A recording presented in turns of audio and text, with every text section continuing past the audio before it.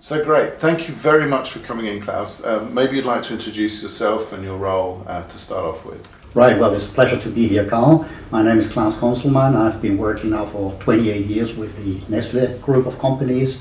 I've been for more than 10 years in charge globally of environmental sustainability as well as health and safety, which was a fascinating period to be in there. And for the last almost 5 years, I've been now based here in Dubai. And I'm leading the manufacturing and water sustainability efforts for the bottled water business of Nestle. So for Nestle, you are Mr. Sustainable, is that right? Well, no, I mean, I think the ultimate Mr. Sustainable is our CEO and our chairman, because they're really leading there from the top, and that makes roles like mine so easy because, okay, now I've got more of a regional role and I'm focusing more broadly than just sustainability. And I think that's exactly how it should be, that sustainability is not a specialist job for some individuals, but that it's broadly embedded throughout the company. Now, obviously, it needs some specialists to coordinate and to drive the effort, but ultimately, I think everyone in Nestle has sustainability, and when I say sustainability, I really mean long-term orientation. Now, that's what I think sustainability is all about. That we don't cut corners for short-term profits, but we're there for the long term. I mean, Nestle has been now was founded more than 150 years ago, and our CEO says, well, we're making business not for the next quarter, but for the next 150 years, and to make sure that also our children and grandchildren have a great future. Well, we'll come back to that in a minute, but first, this isn't the first time you became interested in sustainability, is it? No, in fact, yeah, it's. I grew up in southern Germany in an area that used to be the center of the textile industry there at the time. Most of that is now gone to Asia and other parts of the world. And there were no wastewater treatment plants around at the time, and I was living just next to a local river that changed color every single day, several times, depending on what was fashionable there. And that was part of what ignited my interest there. In Germany, there is also like a high school student competition that encourages young people to do scientific experiments. And I did some experiments on how these colorful rivers would impact on microorganisms. That's how I got into environmental science there right at the beginning. And that was like 10 years ago? That was when I was about 15, 16 years old, exactly, right? Yeah, so about 10 years ago, right? A long time ago. Well, that's good. And then you read a book. Yeah, in fact, yeah, probably if I think back, the one book that impacted me more than any other book I have read is Limits to Growth. And that was published back in 1972, which was the same year where the first United Nations Conference on the Human Environment took place in Stockholm. And I read it probably around 75, 76 in those years. And it really kind of impressed me that in a finite world, it cannot be possible to grow indefinitely. Now, a lot of those predictions turned out to be wrong because the early computer models weren't so good, and obviously the world adapted. But ultimately, I think the core of that book, that we cannot have resource-based growth indefinitely, that we need somehow to de-link resource growth and to get to a circular economy, that was formed already in those years, and which impacted then also later on my choice of what I would study and what I would be doing in later life. But isn't that challenge of resource restriction, isn't the challenge of resource restriction the fact that it's ignoring the progresses of technology? I mean, we are definitely getting more wheat per hectare now, we're definitely getting more rice.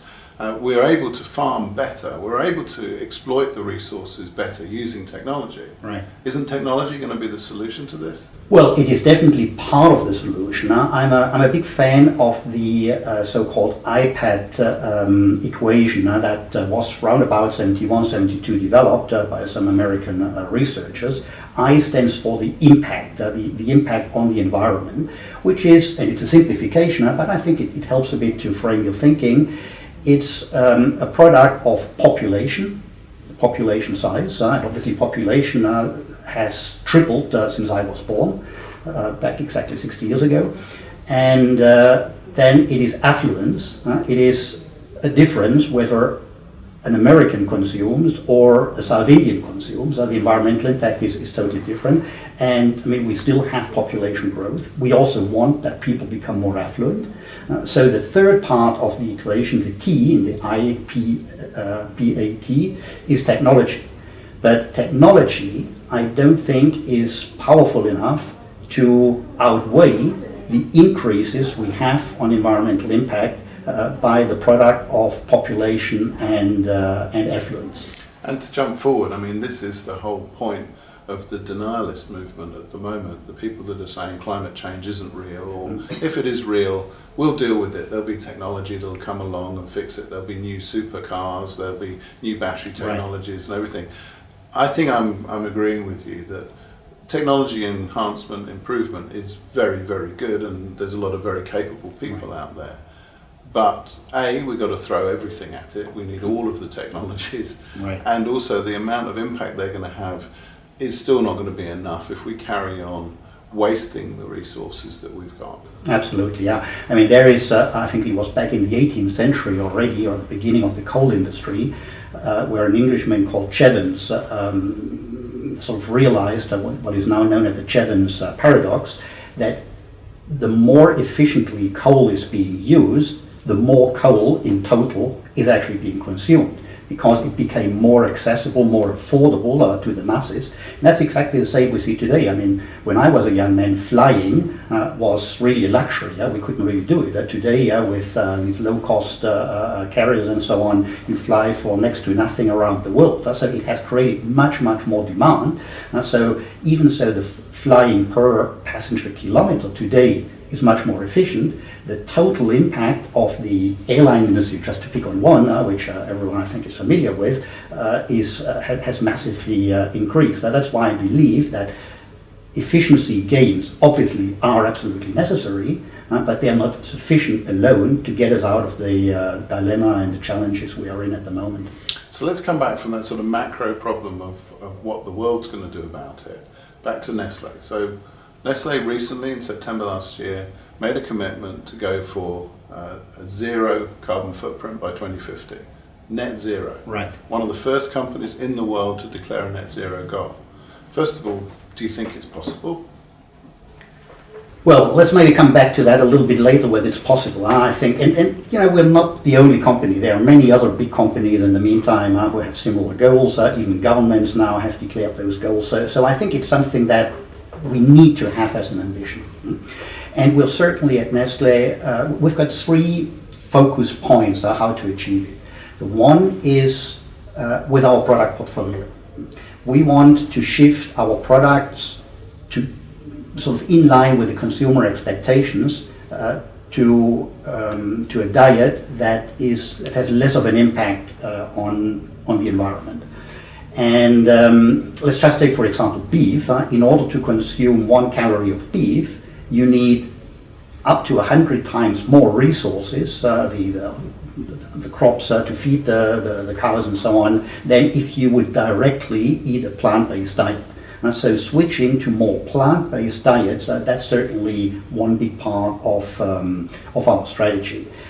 That is linked to agriculture. For our entire greenhouse gas end-to-end, from farm to fork kind of footprint, most of which we can only indirectly influence, 55%, so more than half, comes actually from agriculture. So to use products from agriculture that in themselves have a lesser impact on the environment, that's already part of the story.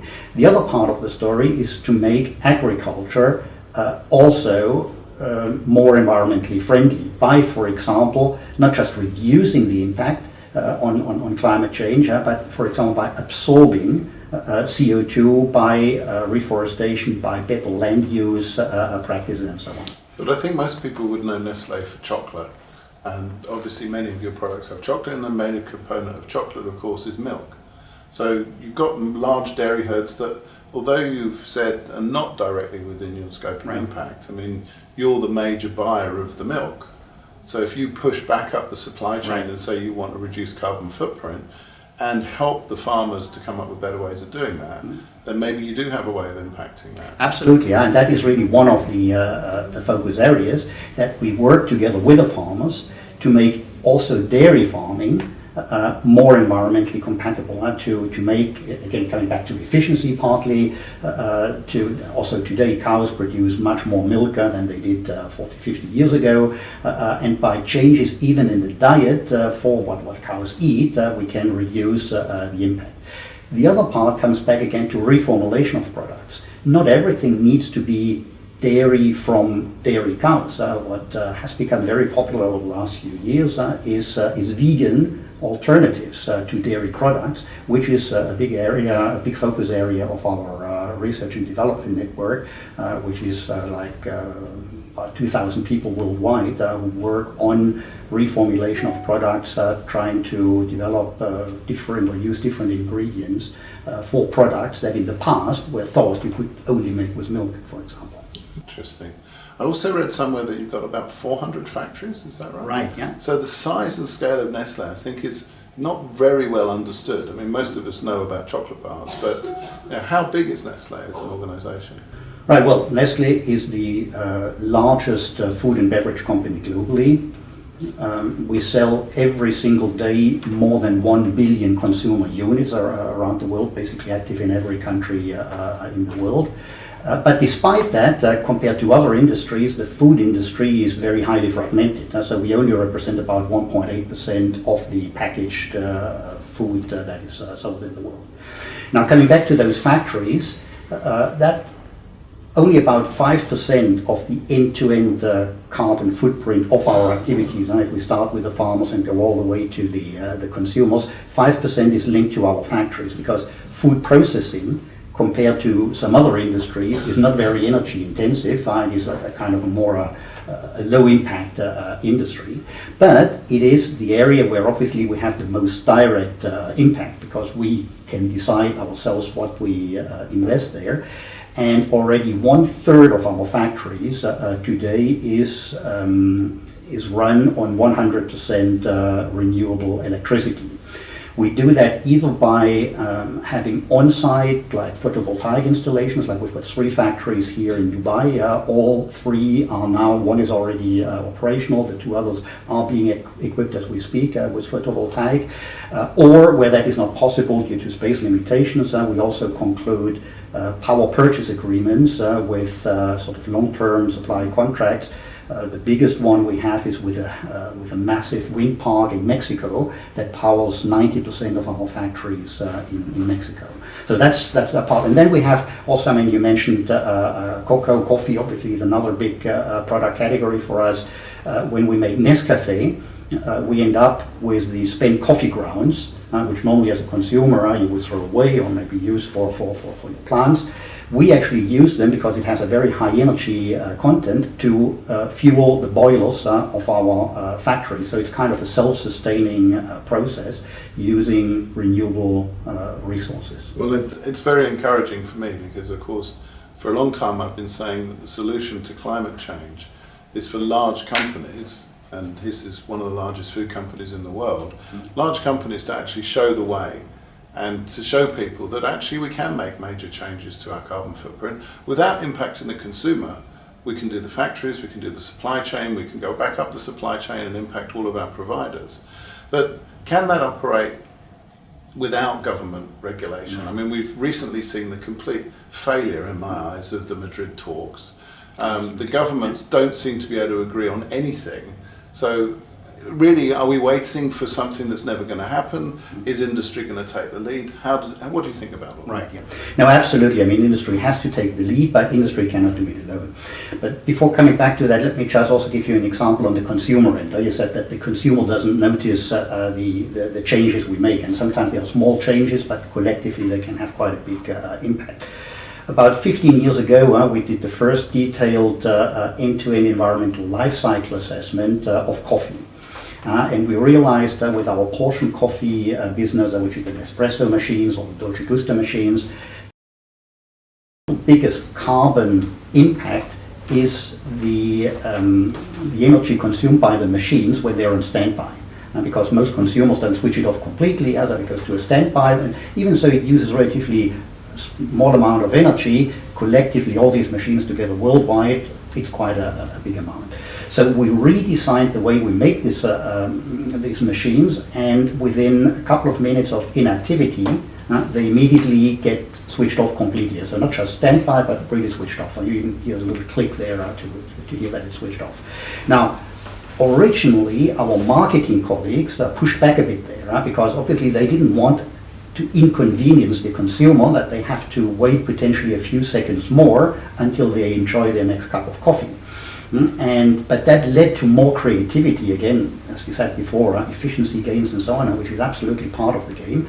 And today, when you switch on the latest machines, by the time you pop your capsule into the machine, it is already up and running. So that is exactly one good example, a very minor one, but we do many of these every single day that contribute to improvements without the consumer. But my point is that the consumer didn't notice, did they?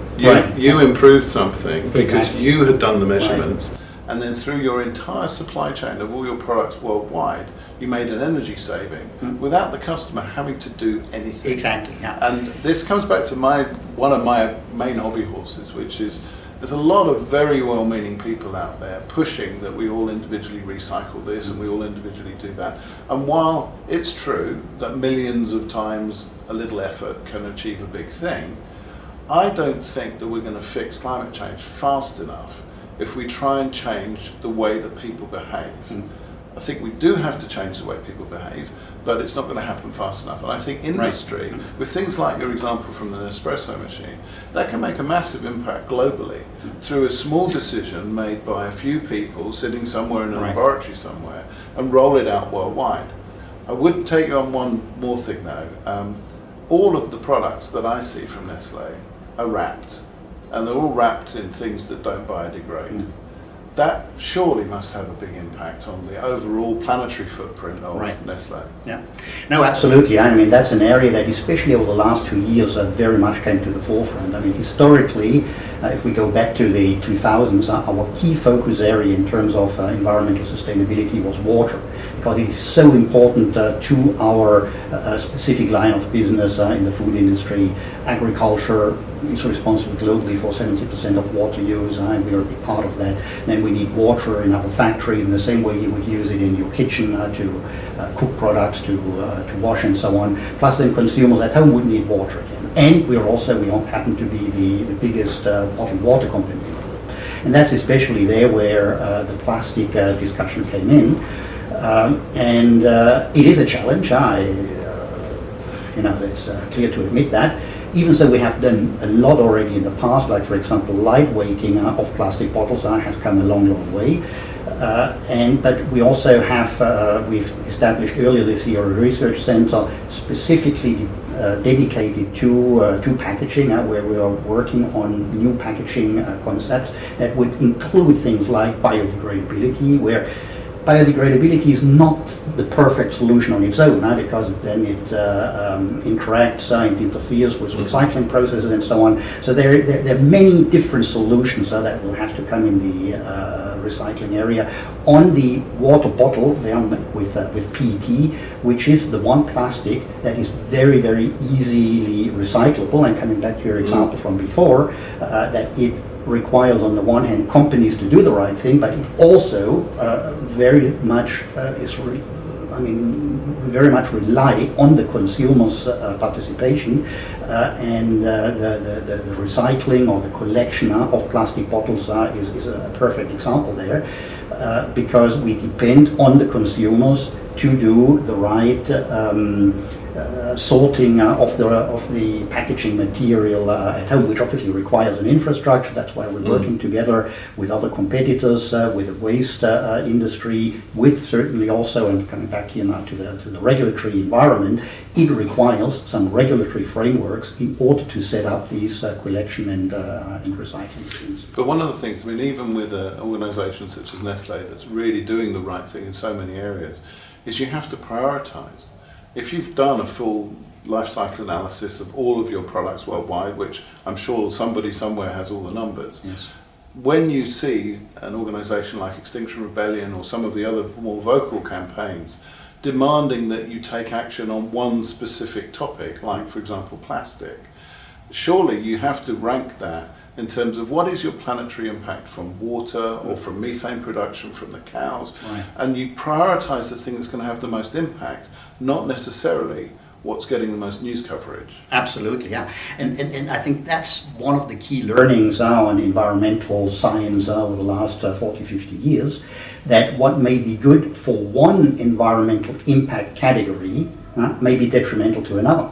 Let's take again these plastic bottles. Yes, plastic bottles have a detrimental effect when they get into the oceans and interact with marine life and so on. But at the same time, if we would go back to glass bottles, which some people believe that is the magic solution, the carbon footprint of glass bottles are significantly higher than plastic.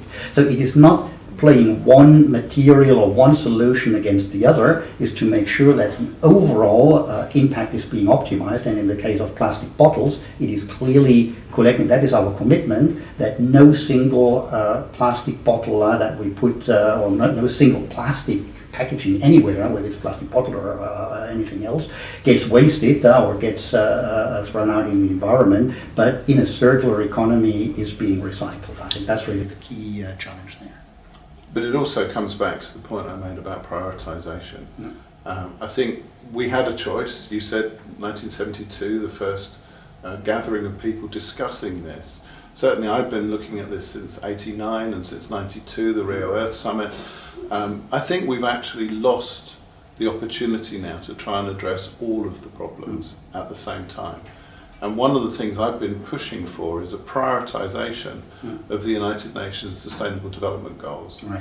At the end of last year, we saw in the UK, we saw this advertisement from Greenpeace that was hijacked by Iceland Foods to say that we needed to stop using palm.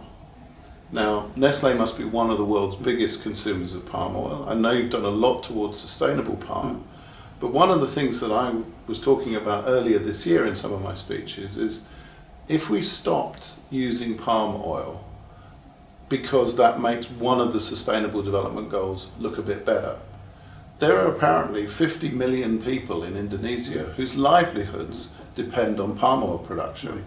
So one of the other Sustainable Development Goals is to get rid of poverty. Absolutely. How are we going to get rid of poverty and reduce climate impact from palm trees at the same time? We have to prioritize one over the other. Right. No, I mean, these exactly are these trade-offs, and in the case of palm oil, it's not even only between environmental impact and social impact. It's even within the environmental impact areas, because the one good thing about palm oil is that it is so much more productive than all the other vegetable oils. So if you, and I mean, when I came across this discussion internally more than 15 years ago for the first time, my immediate reaction there at the time was, well, let's get out of palm oil.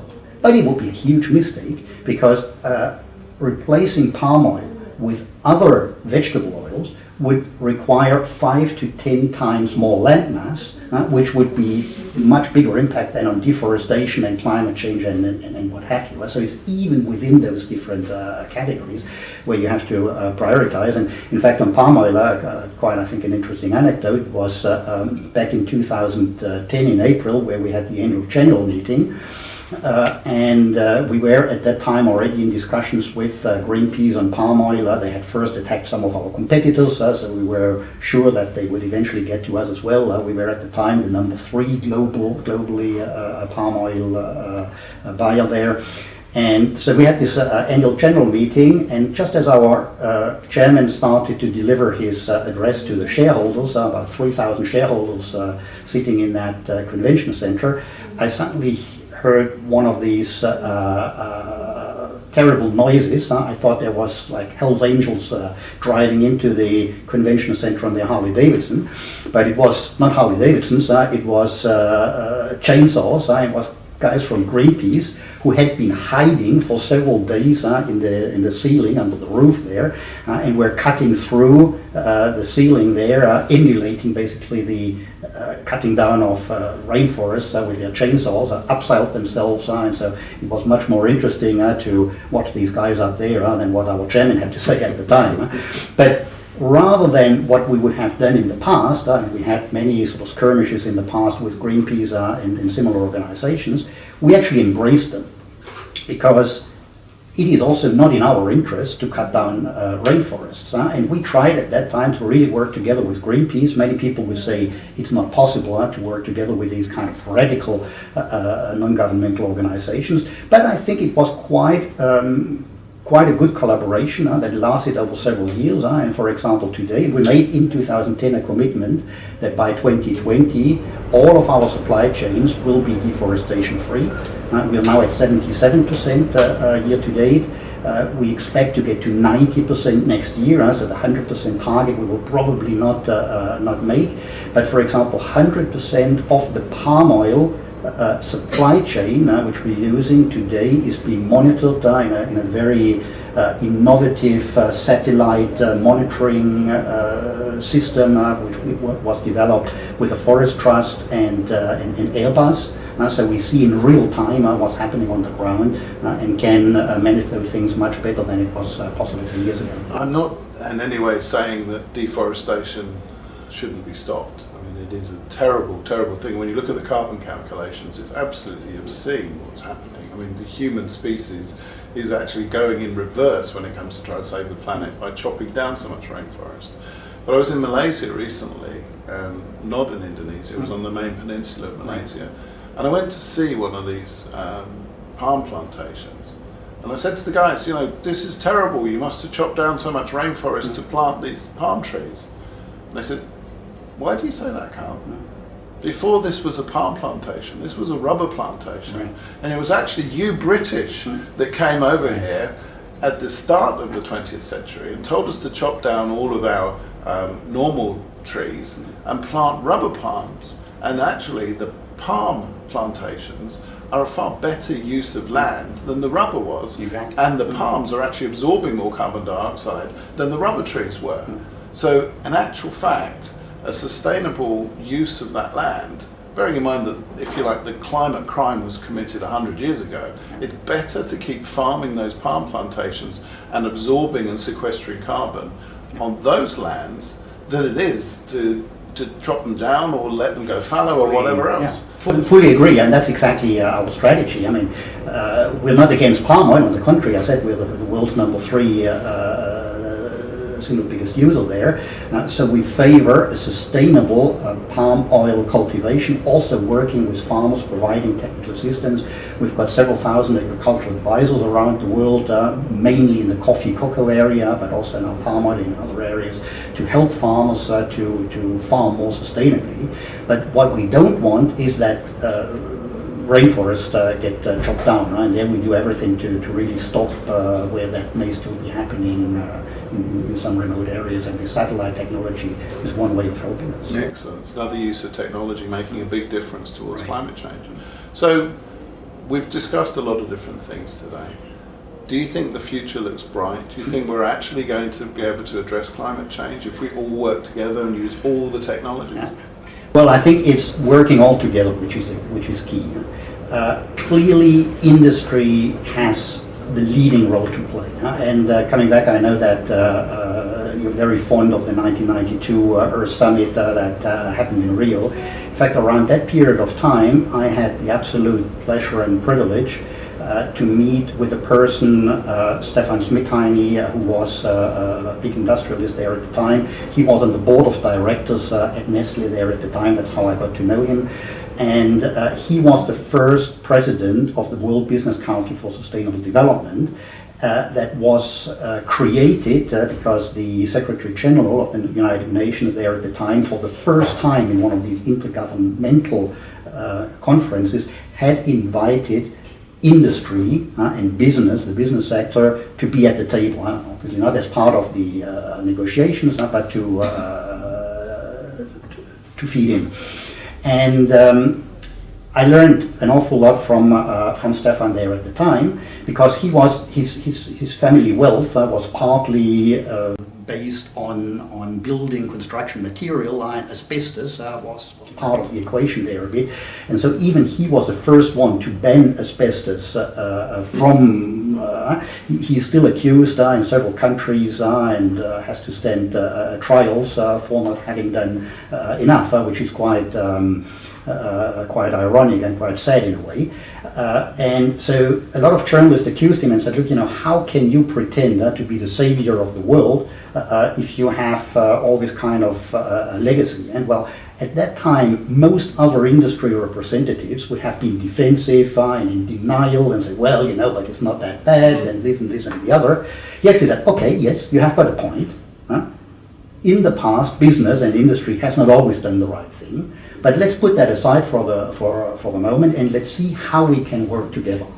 And I think that was a pivotal moment, not just the Rio conference itself, but also the changing attitude on both camps. Also, the NGOs never wanted to work together like Greenpeace did 10 years ago. 30 years ago, they wouldn't really even talk to us. But I think it took first a business leader to stand up and say, well, not everything we've been doing in the past was okay, but let's be open, let's be transparent about what we're doing, and let's commit to improvements. And I think huge improvements were made, as you mentioned at the beginning, in many areas of efficiency and so on. The problem I still see here, very practically speaking, is that it's okay that leading companies lead also in climate change, which I think we're one of those doing this. But if you are leading too far ahead, or if your followers are too far behind, you risk to incur costs more than your maybe smaller, those competitors that are less in the limelight. In fact, our chairman, he's got a nice proverb for that. He says, tall trees catch more wind. And we as Nestle, being the tallest or the largest food company, even so I believe our standards are much better than of many other companies. We're in the limelight because it's obviously more sexy for Greenpeace to attack a Kit Kat, being one of our flagship products in the confectionery area, rather than a no-name smaller company. And so because we're so much in the limelight, we have to do more and things earlier than our competitors. But the problem with that comes if it is sort of what the British call the level playing field. That is why I believe we need legislation that ensures that there is a level playing field and that also smaller companies that are not so much in the limelight don't have that kind of free rider effect, but that they are in a way forced to do the same things as most of the larger companies are doing. I appreciate that's your perspective on how best to move things forwards, and I'm sure it's one of the answers. My own drive at the moment is to try and encourage all the entrepreneurs in the world that are so creative and so innovative to try to come up with more cost-effective solutions for large organizations such as yours, so that you don't have to suffer that cost penalty to be an early adopter. Right. So that actually being an early adopter gives you a price advantage over your competitors, therefore you need less government regulation. And that's what I'm trying to encourage. I think entrepreneurs need to unite. We need to all get behind the climate change initiatives, and we need to work more with large organizations such as Nestle. Yeah. But what I think is absolutely necessary in order to get to that kind of cost transparency as well, is that today resources, whether it is agricultural resources, whether it's the cost of carbon, whether it's the cost of water, even air, is not reflecting the true cost. And so the users, the beneficiaries of these resources, being it initially companies, but then ultimately the consumer who buys those products and services, benefit short term from an artificially lower cost that is then either borne, the damages even has to be carried by society through taxation, or even worse, by future generations. And that is why I believe that the number one most important policy change which we need is to assign a true cost to, since we're talking here mostly carbon, to carbon. And I think it's also encouraging there. Germany just very recently has now instituted a carbon tax that at the beginning they said it would be around 15 euros per ton, which would have been far too low in order to drive any innovation actions as you advocate. Now it will be sort of it will increase gradually over the next year to between 45 and 55 euros. And I think at that level, much more entrepreneurs will come up with innovative examples like yourself. I mean, with your neutral fuel, I mean, you're exactly doing that. If there would already be a carbon tax in other countries, biofuel made from waste or byproducts of other processes that are not in competition to food production would be even more competitive than I believe, as the success of your business shows, they are today. And these kind of true cost awareness of resources would trigger a lot of innovations and would get us much closer to where I think we will have to be. Klaus, thank you very much. I think that combination of innovation and big business, driven by people such as yourself, I think that is the solution. I want to say thank you for your time today, but also for my children, thank you so much for all of the time you've put into this over so many decades. Thank you. Thank you very much, Karl. What a pleasure to be with you. Thank you.